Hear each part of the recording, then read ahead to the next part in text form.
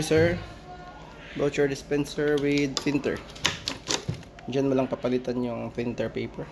Tanggalin mo lang yung itim tapos ilagay mo yung rolyo. Tapos ipakain mo lang dun sa printer. On natin. So yan. So I think meron na akong separate video nito ito para lang makita na gumagana na siya. Yan, lalabas yan, voucher dispenser. Yan. Lagyan tayo ng let's say 5 pesos.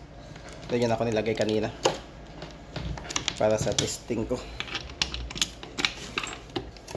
Yun, sample 5 pesos. Ayan, lalabas yan siya dyan, 5 PHP. Tapos pag press mo ng button, machine operating siya, lalabas siya ng printout.